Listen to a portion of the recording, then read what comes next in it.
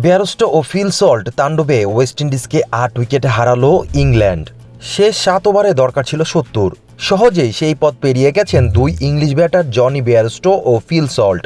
রীতিমতো তুলোধনো করেছেন ক্যারিবীয় বোলারদের। দুজনের ১৫ ও ১৬তম ওভারে তাণ্ডবে ম্যাচটা অতি সহজ হয়ে যায় ইংল্যান্ডের। এর মধ্যে ১৫তম ওভারে ১৬ রান নেয়ার পর ১৬তম ওভারে ৩টি ছক্কা ও ৩টি চারে ৩০ রান তুলেন সল্ট। ফলে ১৫ বল ও ৮ উইকেট হাতে রেখেই জয় পায় ইংল্যান্ড।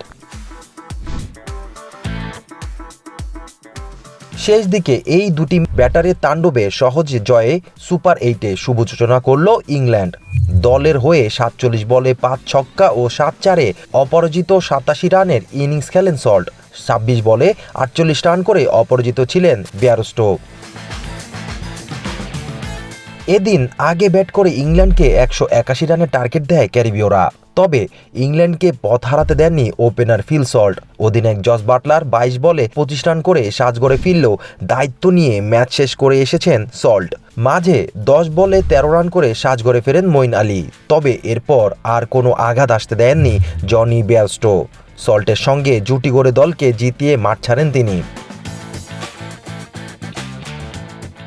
টসে হেরে শুরুতে ব্যাট করতে নেমে ওয়েস্ট ইন্ডিজকে দারুণ শুরু এনে দেন দুই ওপেনার ব্র্যান্ডন কিং ও জনসন চার্লস। কিং অবশ্য আগ্রাসী ক্রিকেট খেললেও কিছুটা খোলসে বন্দী ছিলেন চার্লস।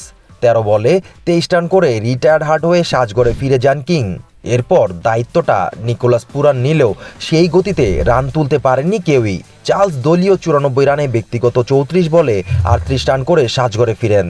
এরপর অধিনায়ক রোবম্যান পাওয়েল এসে ব্যাট হাতে চড়াও হন ইংলিশ বোলারদের উপর। অন্য প্রান্তে গত ম্যাচে সেঞ্চুরি মিস করা নিকোলাস পুরান এদিন যেন ধীরস্থির ক্রিকেটের দিকেই মনোযোগ দিয়েছিলেন। পাওয়েল ১৭ বলে ৩৬ রানে ঝড় ইনিংস খেলে দেওয়ার পর ৩২ বলে ৩৬ রান করে সাজঘরে ফেরেন পুরান। ১ ওভার ব্যবধানে দুই স্বীকৃত ব্যাটারকে হারিয়ে বেশ বড়সড় ধাক্কা খেতে দেখা যায় ওয়েস্ট ইন্ডিজকে। শেষ দিকে সংগ্রহটা একটা শক্ত অবস্থানে নিয়ে যাওয়া দায়িত্ব পড়ে আন্দ্রে রাসেল ও শেরফেন রাদারফোর্ডের কাঁধে। রাসেল ২ বলে ১ রানে হতাশ করে ফিরলেও দায়িত্ব নেন রাদারফোর্ড। শেষ দিকে তার ১৫ বলে ২৮ রানের ঝড়ো ইনিংসে ভর করেই ওয়েস্ট ইন্ডিজের ইনিংস পায় ১৮০ রানের শক্ত ভিত।